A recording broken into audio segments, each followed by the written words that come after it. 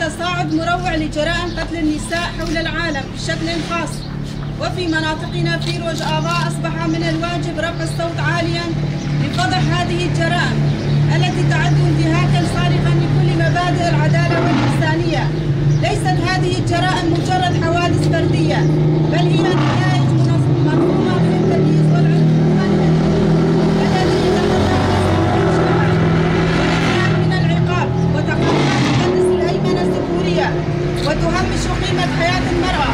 تشير التقارير إلى ارتفاع مطلق في أعداد ضحايا العنف القائم على النوع الاجتماعي، حيث تزهق أرواح آلاف النساء لأسباب مرتبطة بالشرف أو العنف الأسري أو الابتزاز المادي والمعنوي أو مجرد الرفض لمطالبة المرأة بحقوقها الأساسية.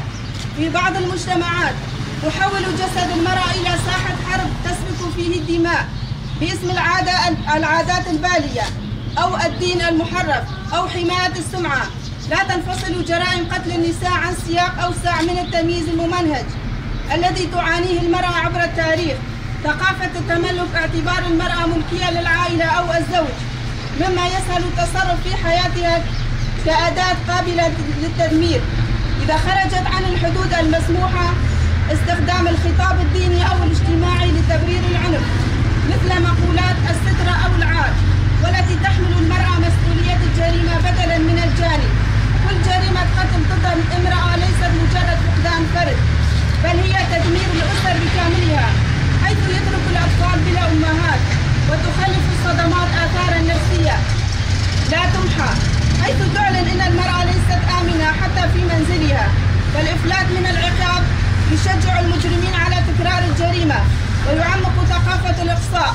إن إنهاء هذه الجائحة يتطلب تحركا عاجلا على جميع المستويات، كما نطالب نحن كمؤتمر ستار وحركة المرأة من الجهات المعنية محاسبة مرتكبي هذه الجرائم وإنزال أشد العقوبات بحقهم لتكون رادعا لكثرة حالات القتل.